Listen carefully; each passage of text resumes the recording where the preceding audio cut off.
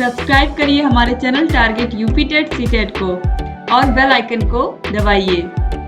Hello दोस्तों, मैं आनंद स्वागत करता हूं आप सभी का आपके अपने channel target UP TET CTET में। दोस्तों, हम पढ़ रहे हैं आपके डीएलएड सेकंड सेमेस्टर के गणित विषय के जो राजन सीरीज है नई वाली 2022 संस्करण की। इसमें देखिए हमने आपके पूरे सभी बहुविकल्पी प्रश्नों को देख लिया है 4 क्लास में, और इससे पहले अतिलघुत्तरी में हमने 2 क्लास देख लिया है। यह अतिलघुत्तरी का तीसरा क्लास है।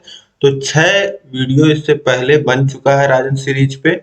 वह क्लासेस अगर आपने नहीं देखी है तो नीचे डिस्क्रिप्शन में लिंक मिल जाएगा, वहां से जाकर के आप देख सकते हैं अभी भी। ठीक है, कभी भी आप देख लीजिए। अब इस पार्ट में हम लोग बढ़ेंगे। देखिए, अतिलघुत्तरी का तीसरा पार्ट है ये, और इसमें हम लोग 51 नंबर प्रश्न से लेकर के 75 नंबर प्रश्न तक देखेंगे, और इसके बाद एक पार्ट और आएगा जब अतिलघुत्तरी आपका खत्म हो जाएगा। ठीक, तो अब चलिए हम लोग देखते हैं। देखिए, प्रश्न संख्या 51 है, सर्व समीका क्या है? तो ऐसा समानता सूचक बीजीय कथन जो चर के प्रत्येक मान के लिए सत्य होता है वह क्या होता है? सर्व समीका होता है। जैसे अगर कहीं पे लिखा है, जैसे आपके जितने भी फॉर्मूले होते हैं, a प्लस बी का होल स्क्वायर बराबर A square plus 2ab plus B square, यह क्या है? यह एक सर्व समीका है। इसमें a और b का आप कुछ भी मान रखेंगे, दोनों पक्ष आपको बराबर मिलेंगे। ठीक है, तो इसी तरीके के जितने भी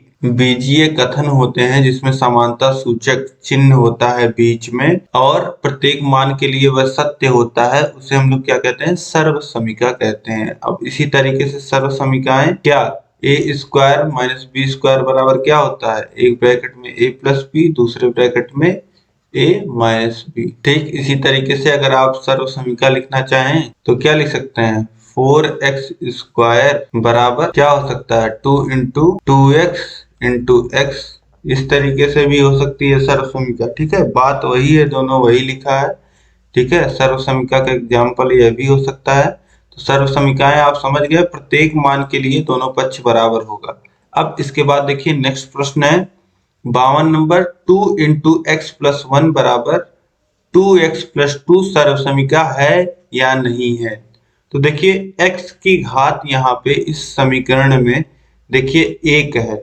तो जब भी x की घात 1 होती है किसी समीकरण में, अगर यह समीकरण होता तो x के केवल एक मान के लिए दोनों पक्ष बराबर होते। समीकरण में क्या अंतर होता है? समीकरण और सर्व समीका में आप अंतर समझ लीजिए। जैसे कहीं पे लिखा है 2x प्लस 5 बराबर 0, तो यहाँ पे x का केवल एक ऐसा मान आएगा जिसपे दोनों पक्ष बराबर हो। ठीक है, यह एक घातीय समीकरण है। इसी तरीके से अगर लिखा रहे 2x स्क्वायर प्लस 5 बराबर 0, तो यहाँ x का 2 ऐसा मान आपको मिलेगा जिसके लिए दोनों पक्ष बराबर हो। लेकिन अगर यही x के प्रत्येक मान के लिए आपको दोनों पक्ष बराबर मिल रहे हैं तो वह क्या होगा?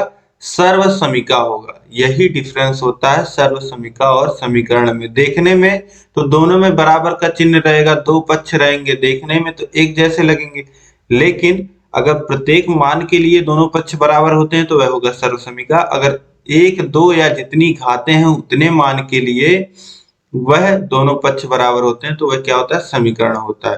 तो अब यहाँ पे देखिए x की एक घात है, तो केवल एक घात के लिए जो दोनों पक्ष का मान होता है वह बराबर हो अगर, तो वह समीकरण हो जाएगा। लेकिन अगर दो मान आप रखते हैं, x के दो मान के लिए आप चेक करिए, अगर दोनों पक्ष बराबर हो जाएंगे तो यह क्या हो जाएगा? सर्व समीका हो जाएगा। तो यहाँ पे देखिए x का मान 1 आप रखोगे, तो 1 रखने के बाद आप सॉल्व करिए। देखिए 2 ब्रैकेट में 1 धन 1 हो जाएगा, x की जगह 1 आ जाएगा, बराबर 2 गुणे x था 1 आ जाएगा, धन 2। देखिए दोनों पक्ष आपको बराबर मिल जाएगा 1 रखने पे, और 2 रखने पे भी आपको दोनों पक्ष बराबर आ जाएंगे। इसी तरीके से आप 3, 4 और भी रखोगे तो दोनों पक्ष बराबर मिलेंगे। लेकिन आपको केवल 2 दिखाना होता है। 2 ऐसा प्रश्न आपकी परीक्षा में आ जाए, केवल 2 मान आप रख के दिखा दीजिएगा कि अगर दोनों पक्ष बराबर मिल रहे हैं, हाँ यह सर्व समीका, क्योंकि प्रत्येक दशा में दायां पक्ष बाएं पक्ष के बराबर है, तो इसे हम सर्व समीका कह सकते हैं। अब इसके बाद देखिए अगला प्रश्न है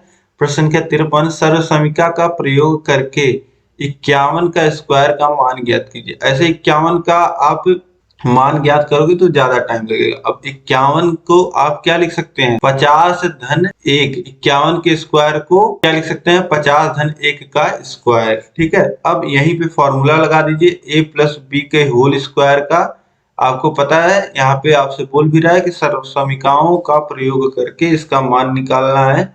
तो ये हो जाएगा a square plus 2ab plus B square. ठीक है, तो ए स्क्वायर देखिए 50, ए की जगह है 50, 50 का square plus 2 into 50 into B की जगह है 1, फिर धन 1 का स्क्वायर। तो ये हो जाएगा 2500 धन 100 धन 1 यानी कि 2601। तो 51 का स्क्वायर इस तरीके से आप बहुत आसानी से निकाल लोगे 2601। अब इसके क्योंकि 50 का स्क्वायर आपको पता ही होता है 2500 और धन 1 करके आप बहुत आसानी से निकाल लोगे। अब इसके बाद देखिए प्रश्न संख्या 54 है, दो परिमेय संख्याओं का योगफल ऋण 1/3 है यदि इनमें से एक संख्या ऋण 5/18 है तो दूसरी संख्या ज्ञात कीजिए। अब देखिए मान लेते हैं दूसरी संख्या x है, दो परिमेय संख्याओं का योगफल आपको दिया गया है, उसमें से एक परिमेय संख्या दी गई है और दूसरी परिमेय संख्या निकालनी है तो उसको हमने मान लिया x। अब जो दूसरी परिमेय संख्या है, अब इसको आप इस तरीके से लिख सकते हैं। देखिए पहली परिमेय संख्या है ऋण 5/18। ठीक है, तो जोड़ोगे तो ऋण तो आ जाएगा, तो ये हो जाएगा x माइनस 5/18। ठीक है, अब इसको बराबर आप लिख सकते हैं जो योगफल आपको दिया गया है ऋण 1/3। अब देखिए x बराबर आप निकालोगे तो ऋण 1/3 और ऋण 5/18 को इधर भेजोगे तो हो जाएगा धन 5/18। अब देखिए हर बराबर कर लीजिए तो हर आ जाएगा 18 और देखिए 18, 3 छक 18 आता है तो 6 का गुणा होगा तो हो जाएगा ऋण 6 और ये हो जाएगा धन 5। तो उत्तर कितना आ जाएगा, ऋण 1/18। x का जो वैल्यू आ जाएगा वह आ जाएगा -1/18। ठीक है, तो इस तरीके से आप निकाल सकते हो -1/18।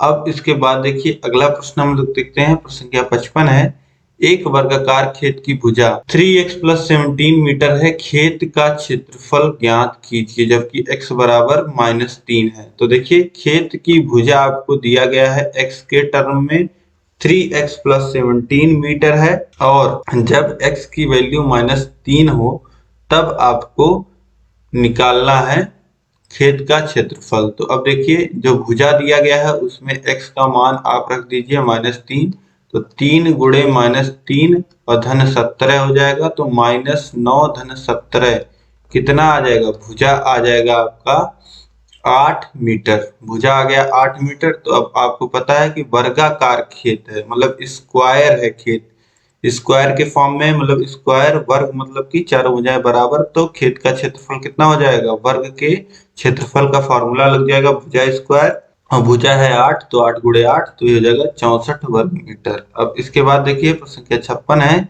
समीकरण 12/5 बराबर 2/5 धन 2x/5 में x का मान ज्ञात कीजिए। अब यहाँ पे इसको सॉल्व करके आपको x का मान ज्ञात करना है। तो अब ये देखिए 12/5 है और ये दोनों के बटे 5 है तो दोनों का हर आप समान करके 5 लिख लीजिए और ऊपर हो जाएगा 2 धन 2x। अब देखिए इस 5 का गुणा इधर होगा और इस 5 का गुणा इधर अंश में होगा, तो चाहे तो आप इन दोनों 5 को काट भी सकते हैं तो सीधा सीधा हो जाएगा 12 बराबर 2 धन 2x और 2x बराबर हो जाएगा 12 ऋण 2 यानी कि 10 और x का मान कितना आ जाएगा, 5 आ जाएगा। तो इस तरीके से आप इसको सॉल्व कर लोगे, x की वैल्यू 5 आ जाएगी। इसके बाद देखिए प्रश्न संख्या 57 है, 114, 380 और 133 का महत्तम समापवर्तक ज्ञात कीजिए।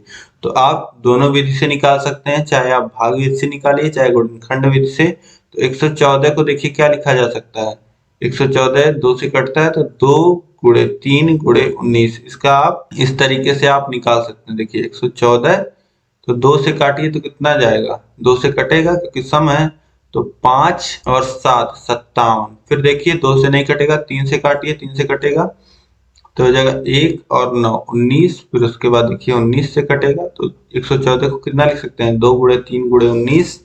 और इसके बाद देखिए 380 को इसी तरीके से लिख सकते हैं, 3 2 गुणे 5 गुणे 19 और 133 को लिख सकते हैं 7 गुणे 19। अब देखिए यहाँ पे महत्तम समापवर्तक में हम लोग क्या लिखते हैं, हम लोग लिखते हैं जो सब में कॉमन मिल जाए। अब देखिए 2 जो है वह सब में नहीं है, 133 के गुणनखंड में नहीं है। फिर देखेंगे 3 तो 3 बाकी दोनों में नहीं है, और फिर देखेंगे 19 तो 19 तीनों में है।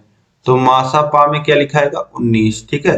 तो केवल 19 लिखाएगा क्योंकि और कुछ कॉमन नहीं मिल रहा है। तो महत्तम समापवर्तक जो HCF हो जाएगा वह क्या हो जाएगा 19 हो जाएगा। इसके बाद देखते हैं आगे, प्रश्न संख्या 58 है, निम्नांकित चित्र में यदि AC बराबर BD, ये देखिए AC भुजा ये है और BD भुजा ये है।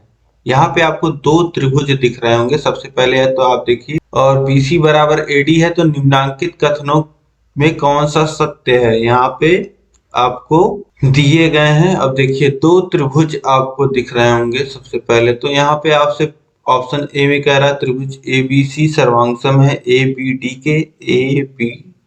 के, और ऑप्शन बी में कह रहा है ABC BD A के सर्वांगसम है, और तीसरा कह रहा है आपसे कि त्रिभुज ABC जो है वह सर्वांगसम है त्रिभुज BAD के। तो यहाँ देखिए आप प्रश्न में दिया गया है AC भुजा BD के बराबर है, और BC जो भुजा है, यह जो भुजा है, यह भुजा बराबर है AD के, इस भुजा के, ठीक है। तो आपको 2 भुजाएं बराबर दिख रही हैं और एक जो भुजा है वह कॉमन है दोनों में, ठीक है। तो यही त्रिभुज जो त्रिभुज ABC है, यही त्रिभुज जो होगा वह सर्वांगसम होगा। उसी तरीके से लेंगे त्रिभुज ABD के, यही भुजा दोबारा से कॉमन आएगी, तो इसी तरीके से लिखेंगे त्रिभुज ABD। तो यह दोनों त्रिभुज क्या होंगे आपस में सर्वांगसम होंगे, त्रिभुज ABD।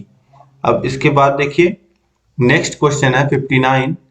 देखिए माइनस ब्रैकेट में 4 - 17 प्लस 10 × 3 - 5 का सरलतम रूप होगा। तो सबसे पहले यहाँ ब्रैकेट्स को आप सॉल्व कर लीजिए, माइनस को माइनस लिखिए, और 14 में से देखिए 17 घट रहा है तो बचेगा कितना -13, फिर धन। अब 10 में 3 का गुणा होगा 30 और ब्रैकेट खुलेगा, ये हो जाएगा इस तरीके से, ठीक है, इतना आ जाएगा। अब इसको कितना आप लिख सकते हैं, देखिए माइनस का गुणा जब ब्रैकेट खुलेगा तो अंदर 13 में होगा, तो हो जाएगा धन 13, तो हो जाएगा 13 धन 30 -5।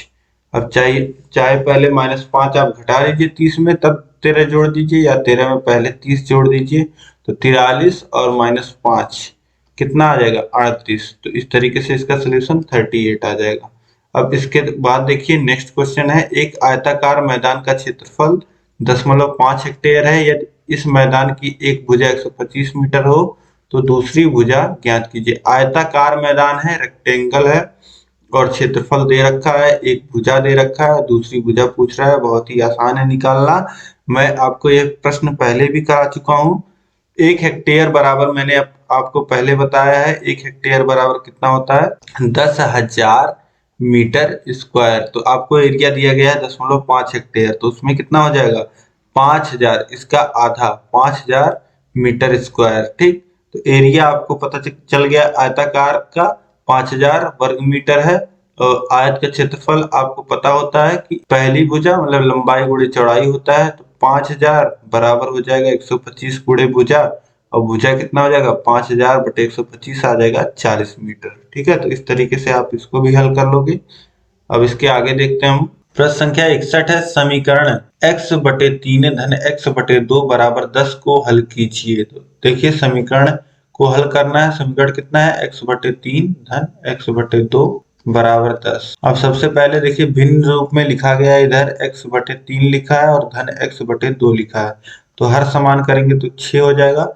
अब देखिए 3 दूनी 6 होता है तो 2 से गुणा होगा, तो हो जाएगा 2x, और देखिए 2 त्रिक 6 होता है तो 3 से गुणा होगा x में, तो हो जाएगा 3x, और बराबर हो जाएगा 10। अब देखिए 2x धन 3x, अब 6 का गुणा बराबर के उधर हो जाएगा क्योंकि इधर भाग है, उधर हो जाएगा 60, 5x बराबर हो जाएगा 60, और x बराबर हो जाएगा 60 बटे 5 यानी कि 12। तो x का मान कितना आ जाएगा 12। तो इस तरीके से समीकरण का जो हल हो जाएगा वह x 12 हो जाएगा। अगर x का मान यहाँ 12 आप रख दोगे तो इस तरफ भी 10 आ जाएगा। ठीक है, तो इस तरीके से समीकरण क्या होता है, एक घातीय अगर समीकरण है, मतलब सरल रेखीय समीकरण है, तो उसमें x का एक ऐसा मान आपको मिलता है जिसके लिए दोनों पक्ष बराबर होते हैं। अब इसके बाद देखिए अगला प्रश्न है, प्रश्न संख्या 62। चित्र में त्रिभुज ABC और त्रिभुज PQR दो समरूप त्रिभुज हैं। यदि BC बराबर 2 सेंटीमीटर, AB बराबर 3 सेंटीमीटर, QR बराबर 3 सेंटीमीटर, तो भुजा PQ की माप ज्ञात कीजिए। अब यहाँ पे देखिए तीन भुजाओं, दो त्रिभुज दिए गए हैं जो समरूप हैं। ठीक, समरूप त्रिभुज आपको पता होगा क्या होते हैं। समरूप त्रिभुज मतलब बिल्कुल एक जैसे दिखने वाले त्रिभुज रहेंगे, लेकिन उनमें जो आकार है बस वही, मतलब छोटे बड़े आकार में होंगे, बाकी समरूप होंगे, एक ही तरह दिखेंगे, लेकिन एक छोटा होगा एक बड़ा होगा। ऐसे केस में होता क्या है, जो संगत भुजाओं का अनुपात होता है वह बराबर होता है। जैसे BC जो भुजा है और QR जो भुजा है, इसमें जो अनुपात होगा वही अनुपात AB और QP में होगा। ठीक है, तो इसीलिए यहां से देखिए जो भुजाएं पता है, जैसे BC और QR पता है, तो BC और QR में जो अनुपात होगा, अनुपात मतलब बटा भिन्न, तो BC बाई QR की जो वैल्यू होगी वही वैल्यू होगी AB। ये भुजा AB बराबर होगी किसके, PQ के अनुपात के। ठीक है, तो अब देखिए 2/3, BC का मान 2 है और QR का मान 3 है, बराबर AB कितना है, 3 है, और PQ कितना है, x है। ठीक, तो अब देखिए 2 का गुणा हो जाएगा x में तो हो जाएगा 2x, और 3 का गुणा 3 में हो जाएगा तो 9, और x बराबर 9/2 यानी कि 4.5 वैल्यू आ जाएगी, यानी कि PQ का जो मान होगा वह 4.5 सेंटीमीटर होगा। ठीक है, अब इसके बाद अगला प्रश्न देखते हैं, प्रश्न संख्या 63 है। टैली चिन्ह लगाकर निम्नलिखित संख्याओं की बारंबारता सारणी बनाइए। तो बारंबारता सारणी बनाना है और टैली चिन्ह के माध्यम से दिखाना है। ठीक है, तो हम देख लेंगे संख्याएं जो है, देखिए 10 से 20 के बीच में है तो इसमें 2 वर्ग अंतराल आप बना सकते हैं। देखिए 10 से 15 तक का बना लीजिए, तो इसमें 10 से 14 तक की संख्याओं को हम लोग रखेंगे। ठीक है, तो देखिए कितनी संख्याएं हैं, आपको 12 दिख रहा है, 13 दिख रहा है, 13, 14, 13, 12।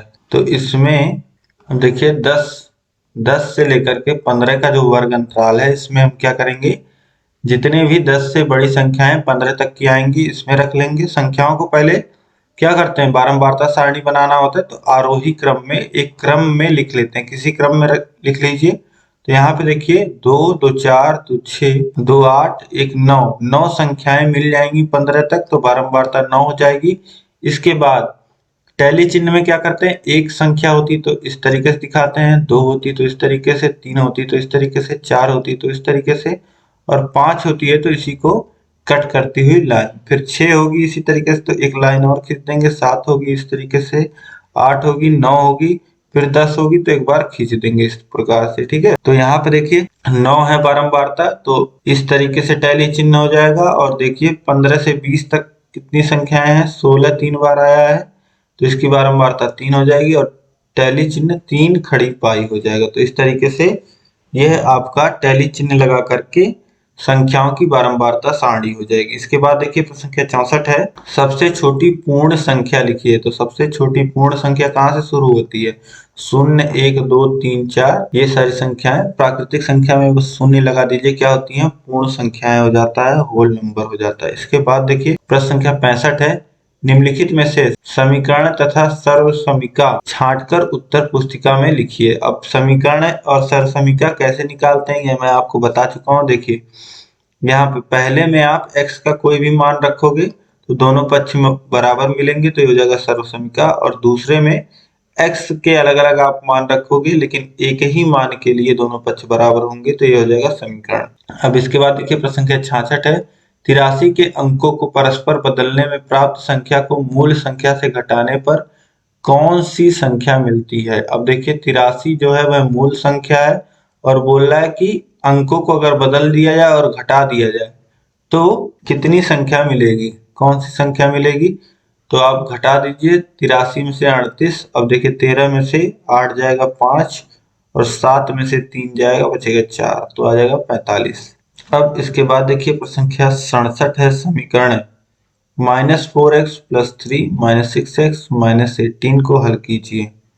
तो अब देखिए कांस्टेंट एक तरफ कर लीजिए और जितने भी चर हैं उनको एक तरफ कर लीजिए। तो -4x इधर जाएगा तो +4x हो जाएगा, -6x इधर ही रहेगा और -18 इधर जाएगा तो +18 हो जाएगा, +3 इधर से है तो 21 और इधर -6x में से 4x जुड़ जाएगा तो हो जाएगा -2x। अब देखिए माइनस एक तरफ कर दिए, -2 उधर जाएगा, बटे में हो जाएगा और 21 के बटे में आ जाएगा तो x की वैल्यू। अब इसके बाद देखिए नेक्स्ट क्वेश्चन है प्रश्न संख्या 68।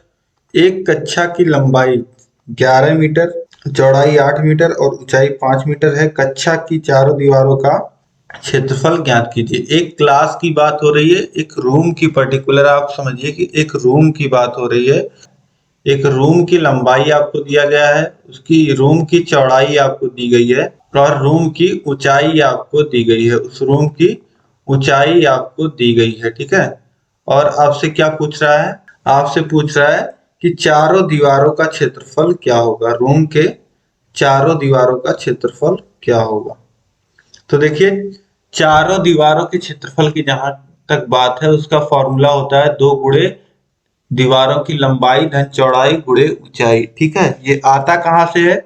ये अलग अलग भी आप निकालोगे तो आपको पता चल जाएगा। आप जिस भी कमरे में अभी बैठे हो उस पे ध्यान दीजिए आप, तो आपके सामने का जो दीवार है उसको देखिए। अगर वह लंबाई की तरफ की दीवार है तो उसका अगर क्षेत्रफल आपको निकालना है तो लंबाई गुणे चौड़ाई हो जाएगा, ठीक है। लंबाई गुणे चौड़ाई हो जाएगा। लंबाई अगर a है तो लंबाई गुणे ऊंचाई होगा। लंबाई अगर a है तो a इंटू h ऊंचाई हो जाएगा। फिर उसके जस्ट आपके जो सामने की दीवार है उसी के सेम दीवार पीछे वाली होगी तो उसका भी क्षेत्रफल कितना होगा? a इंटू एच होगा। फिर प्लस अगर चौड़ाई वाले दीवार बाएं हाथ की तरफ जो दीवार होगी उसका कितना होगा? b इंटू एच ऊंचाई क्षेत्रफल होगा और इसी तरीके से b इंटू एच जो राइट साइड में आपकी दीवार होगी उसका क्षेत्रफल इतना आएगा। आप सोच के देखिएगा, फॉर्मूला इसी तरीके से काम करता है। तो यहां से 2AH प्लस 2BH यही हो जाता है। तो अब 2 इधर कॉमन ले लीजिए, A प्लस B और H इधर बाहर निकाल लीजिए तो यही फॉर्मूला बन जाता है 2 गुणे लंबाई धन चौड़ाई गुणे ऊंचाई। अब इसी में वैल्यूज रख दीजिए तो 2 गुणे लंबाई है 11, चौड़ाई है 8 और ऊंचाई है 5। अब देखिए 2 गुणे लंबाई धन चौड़ाई हो जाएगा 19 और गुणे 5। अब 2 का गुणा कर दीजिए 19 में तो हो जाएगा 38 गुणे 5, तो 38 का गुणा 5 में करेंगे तो आ जाएगा 190 वर्ग मीटर। तो क्षेत्रफल जो हो जाएगा चारों दीवारों का हो जाएगा 190 वर्ग मीटर। अब इसके बाद देखिए प्रश्न संख्या 69 है। x square plus 1 by X square का मान ज्ञात कीजिए। जबकि x प्लस 1 1 बाई एक्स बराबर 2 का मान आपको यहाँ पे इसका मान दिया गया है, इसका मान आपसे पूछ रहा है। X square plus 1 by X square का मान आपसे पूछ रहा है, x प्लस 1 बाई एक्स का मान आपको दिया गया है। तो आप इसी के दोनों पक्षों का स्क्वायर कर दीजिए। x प्लस 1 बाई एक्स बराबर 2, क्योंकि यहाँ पे देखिए x की घात 1 है जिसका मान आपको पता है और जिसका निकालना है उसकी घात 2 है। तो आप क्या करिए, जिसकी घात 1 जिसका मान आपको पता है उसका दोनों पक्षों में वर्ग कर दीजिए, स्क्वायर कर दीजिए। तो x प्लस 1 बाई एक्स का होल स्क्वायर आप करोगे तो ये हो जाएगा x square plus 1 by X square plus 2, ठीक है। अब दोनों पक्षों में आपको स्क्वायर करने को मैं बोल रहा हूं तो x प्लस 1 बाई एक्स का होल स्क्वायर बराबर हो जाएगा 2 का स्क्वायर और ये आ जाएगा x square plus 1 by X square plus 2 into a into B होता है तो x इंटू 1 बाई एक्स हो जाएगा और ये बराबर 4 के है और ये हो जाएगा x square plus 1 by X square plus 2 बराबर 4 के, या फिर आप लिख सकते हैं x square plus 1 by X square बराबर 2 के, ठीक है। तो इसका मान आपको कितना मिल गया? x square plus 1 by X square का मान आपको 2 मिल जाएगा, ठीक है।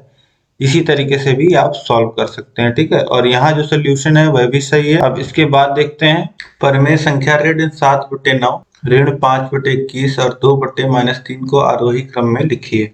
देखिए 3 ऋणात्मक भिन्न आपको दिए गए हैं, इनको आपको क्रम में लगाना है। तो भिन्न को क्रम में लगाने का सबसे सही तरीका, जो सबसे आसान तरीका है, आप जितने भी भिन्न दिए गए हैं उनको पहले हर बराबर कर लीजिए। ठीक, तो हर आप बराबर करने के लिए क्या करेंगे, एलसीएम लेंगे 9, 21 और 3 का, तो कितना आ जाएगा, 63 आ जाएगा। अब देखिए 9 सत्ते 63 होता है, तो 7 का गुणा हो जाएगा ऊपर 7 में, तो इसको कितना लिख सकते हैं, -49/63 और -5/21। 21 त्रिक 63 होता है, तो 3 का गुणा होगा तो हो जाएगा -15/63। ठीक, और इसी तरीके से 21 बार 21 का गुणा होगा 2 में, तो हो जाएगा -42/63।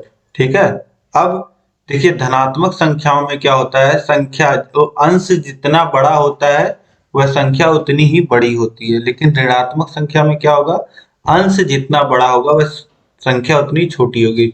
तो देखिए अंश सबसे बड़ा किसका है, 49 का, तो सबसे पहले 49/63 लिख लीजिए। इसके बाद देखिए अंश बड़ा है 42/63 का, तो इसको लिख लीजिए। इसके बाद देखिए ऋण 15/63। ठीक है, ये हो गया आरोही बढ़ता हुआ क्रम। और किस संख्या को आपने कितना लिखा था, तो ऋण 7/9 को आपने लिखा था ऋण 49/63, ये हो जाएगा। इसके बाद -42/63 किसका है, ऋण 2/3 का। और इसके बाद बचता है ऋण 5/21। सबसे बड़ी संख्या इसमें कौन सी हो जाएगी, ऋण 5/21, और सबसे छोटी ऋण 7/9, बीच में आ जाएगा ऋण 2/3। अब इसके आगे हम देखते हैं, प्रश्न संख्या 71 है, प्लूटो का जन्म 429 ईसा पूर्व में हुआ था और 348 ईसा पूर्व में दिवंगत हुए। वे कितने वर्षों तक जीवित थे। तो देखिए चाहे आप ईसा पूर्व में रहें या फिर ईसा पूर्व के बाद, मतलब ये जो सन चल रहा है 2022 जो चल रहा है, ठीक है, तो ईसा पूर्व में भी आपको बस कितना समय वह जीवित रहे या निकालने के लिए बस आपको क्या कर लेना है, दोनों वर्षों का डिफरेंस ले लेना है। ठीक है, तो 429 में से 348 आप घटा लोगे तो 1, और 12 में से आप घटाओगे 4 तो 8, 81 वर्ष आपको उम्र मिल जाएगा। प्लेटो जो है वह कितने वर्ष तक जीवित रहे, 81 वर्ष। इसके बाद देखिए नेक्स्ट क्वेश्चन है 72 नंबर, x ब्रैकेट में y minus Z plus Y Z minus X plus Z x minus Y का मान ज्ञात करिए। तो अब देखिए x का गुणा होगा इस ब्रैकेट में, तो x का दोनों पदों में गुणा होगा, तो x का गुणा y में होगा तो हो जाएगा xy, और फिर माइनस z में होगा तो हो जाएगा माइनस xz, फिर प्लस y का गुणा देखिए दोनों पदों में होगा तो हो जाएगा प्लस yz, फिर माइनस x में होगा तो हो जाएगा माइनस yx, फिर देखिए प्लस z का गुणा अंदर दोनों पदों में होगा तो ये हो जाएगा प्लस zx और माइनस zy। अब देखिए एक्स वाई यहाँ पे है और माइनस एक्स वाई यहाँ पे है। ठीक है, तो वाई एक्स लिखे या एक्स वाई लिखे, तो अब देखिए माइनस एक्स जेड यहाँ पे है और प्लस एक्स जेड यहाँ पे है, तो ये दोनों कैंसिल हो जाएंगे।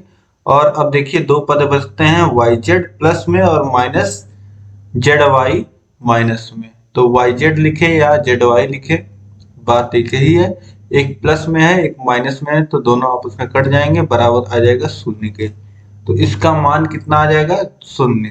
अब इसके बाद देखिए प्रश्न संख्या 73 है, एक रेलगाड़ी की चाल x² + 3x + 12 किलोमीटर प्रति घंटा है, तो वह x-2 घंटे में कितनी दूरी तय करेगी। अब देखिए चाल बराबर क्या होता है, चाल स्पीड बराबर होता है दूरी बटे समय।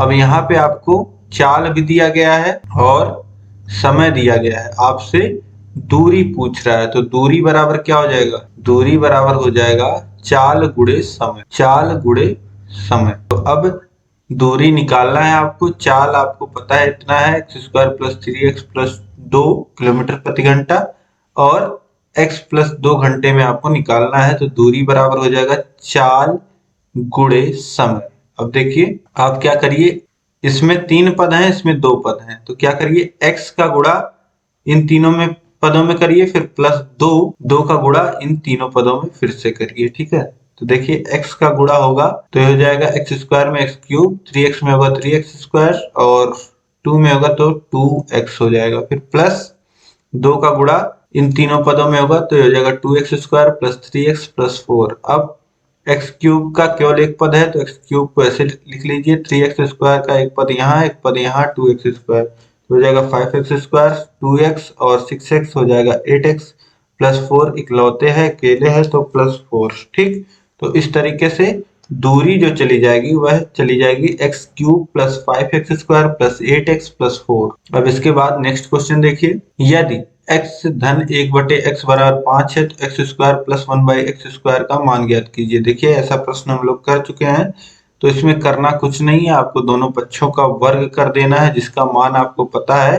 दोनों पक्षों का यहाँ पे आप वर्ग कर दीजिए। वर्ग करने के बाद देखिए x square plus 1/x square plus 2 into x cut जाएगा, x इंटू 1/x हो जाएगा और 5 का वर्ग हो जाएगा 25। इसके बाद देखिए x square plus 1/x square बराबर कितना हो जाएगा 25 माइनस 2, धन 2 इधर आएगा, 2 यहाँ बच जाएगा, यही 2 इधर जाके घट जाएगा 23। तो x square plus 1/x square का मान कितना आ जाएगा 23 आ जाएगा। अब इसके बाद देखिए लास्ट क्वेश्चन 75 नंबर, ऋण 9/11 का योगात्मक प्रतिलोम ज्ञात कीजिए। तो किसी भी संख्या a का योगात्मक प्रतिलोम क्या होता है, माइनस a होता है। योगात्मक प्रतिलोम किसी भी संख्या का वह संख्या होती है जिसमें उसको जोड़ दिया जाए तो मान 0 हो जाएगा। तो ऋण 9/11 में हम क्या जोड़ दें कि मान 0 हो जाए, तो धन 9/11 अगर आप जोड़ देंगे इसमें तो मान 0 हो जाएगा। तो ऋण 9/11 का योगात्मक प्रतिलोम क्या हो जाएगा 9/11 हो जाएगा। ठीक है, एडिटिव इनवर्स बोलते हैं इंग्लिश में हम लोग इसको। तो यह सब पूछे हुए प्रश्न है, बहुत ही महत्वपूर्ण प्रश्न है। उम्मीद है कि यह क्लास आपको पूरी समझ में आई होगी। कहीं भी किसी भी क्वेश्चन में दिक्कत होगा तो क्वेश्चन नंबर लिख के आप मुझे कमेंट करिएगा। ठीक है, इस वीडियो को आप लोग लाइक कर लीजिए, सभी दोस्तों में आपको शेयर करना है इस वीडियो को अधिक से अधिक, सभी ग्रुपों में जितने भी आपके खास मित्र हैं कम से कम 5 खास मित्रों को शेयर करिएगा। और अभी तक अगर आपने चैनल को सब्सक्राइब नहीं किया है तो चैनल को सब्सक्राइब कर लीजिए। सभी विषयों का लिंक आपको नीचे डिस्क्रिप्शन में मिल जाएगा। सभी विषय पढ़ा दिए गए हैं, सभी विषयों के प्रीवियस ईयर पेपर हमने सॉल्व करा दिए हैं और जितने भी तरीके की तैयारी हो सकती है सभी तैयारियां हमने करा दी हैं। अब आपके ऊपर है आपकी तैयारी, आप सभी क्लासेस को देख डालिए और अपनी तैयारी को बेहतर करिए। अब इसके बाद एक पार्ट और बचता है, आपका तिलक उत्तरी समाप्त हो जाएगा। ठीक है, उसके बाद हम देखेंगे पॉन सीरीज को। इस क्लास में अंत तक बने रहने के लिए आप सभी लोग का बहुत बहुत धन्यवाद।